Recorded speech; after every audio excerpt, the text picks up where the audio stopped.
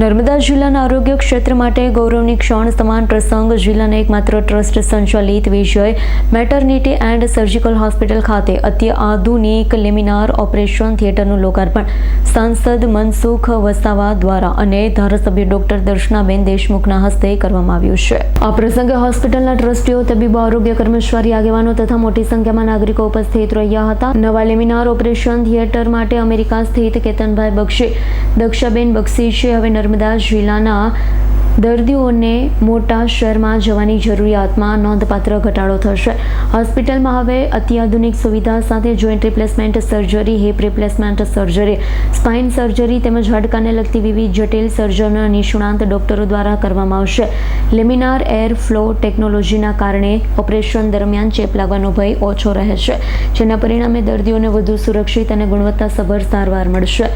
Vijay maternity and surgical હોસ્પિટલમાં અગાઉથી જ આયુષ્માન ભારત યોજના હેઠળ હાડકાના રોગની સારવાર, વિવિધ સર્જરીઓ કરવામાં આવી રહી છે। નવી સુવિધા શરૂ થતાં આયુષ્માન કાર્ડ ધારક ગરીબ અને મધ્યમ વર્ગીય દર્દીઓને આધુનિક સારવારનો વધુ વ્યાપક લાભ મળશે। આર્થિક ભારણમાં પણ આજે નર્મદા જિલ્લા રાજપીપળા ખાતે વિજય પ્રસૂતિ ગૃહમાં ઓર્થોપેડિક માટે ખૂબ આધુનિક તમામ સુવિધા સાથેનું ઓપરેશન થિયેટર ઉદ્ઘાટન કરવામાં આવ્યું ને આના માટેના દાતા અમેરિકા નિવાસી ડૉક્ટર દક્ષાબેન અહીંયા ઉપસ્થિત રહ્યા। એમના હાથે ઉદ્ઘાટન થયું। એમને 1 કરોડથી પણ મોટી રકમ દાનમાં આપી છે। એને અમે નર્મદા જિલ્લા અને રાજપીપળાના નાગરિકો વતી અમે એમનો ખૂબ ખૂબ અમે આભાર માને છે અને એમના પર પરમાત્માની કૃપા સદૈવ બની રહે એવી પણ પ્રાર્થના કરું છું। આ પ્રસંગે રાજપીપળાના ધારાસભ્ય ડોક્ટર દર્શનાબેન દેશમુખ ઉપસ્થિત રહ્યા।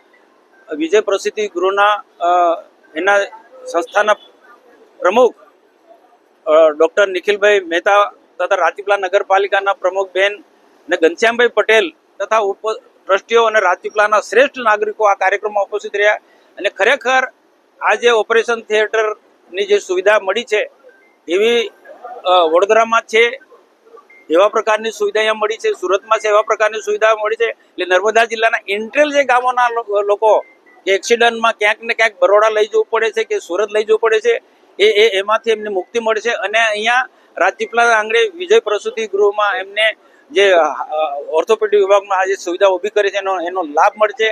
ખરેખર જે પ્રકારની જે વિઝિટ લીધી છે, જ્યાં આખું ખરેખર જે મોટા મોટા શહેરોમાં જે પ્રકારની જે સુવિધા હોય છે એ પ્રકારની તમામ પ્રકારની જે સુવિધા છે। અમે અડધો કલાક ઉપરાંત પણ આખા થિયેટરની વિઝિટ લીધી।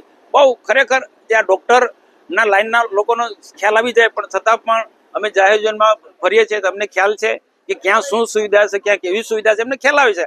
તો ખરેખર અહીંના જે પ્રકારે જે દાન મળી છે એનો યોગ્ય રીતના ઉપયોગ થયો છે એ અમને અનુભવ છે। અને એના જે દર્દીઓનો સાથે પણ મુલાકાત લીધી, દર્દીઓ પણ અહીંની સેવાથી ખૂબ ખુશ છે। તો ખરેખર રાજપીપળાની જનતા માટે એક શ્રેષ્ઠ ઉમદા કાર્ય કર્યું છે, એક સેવાભાવી આ કાર્ય થયું છે।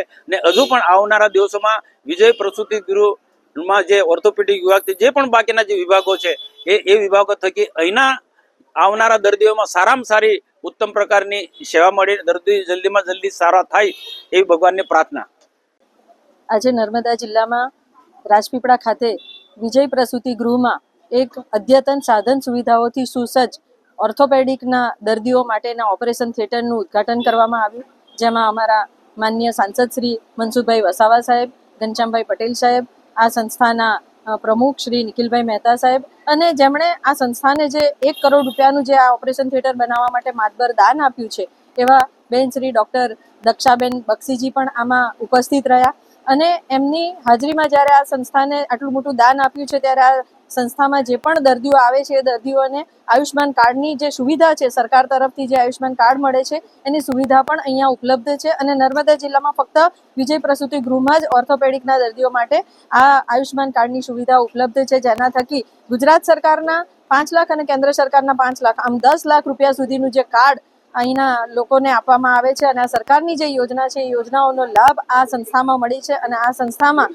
સાથે સાથે 70 વર્ષથી ઉપરના જેટલા પણ વડીલો છે, વરિષ્ઠ નાગરિકો છે, એમના માટે પણ આયુષ્માન કાર્ડની વ્યવસ્થા આ સરકારે કરેલી છે।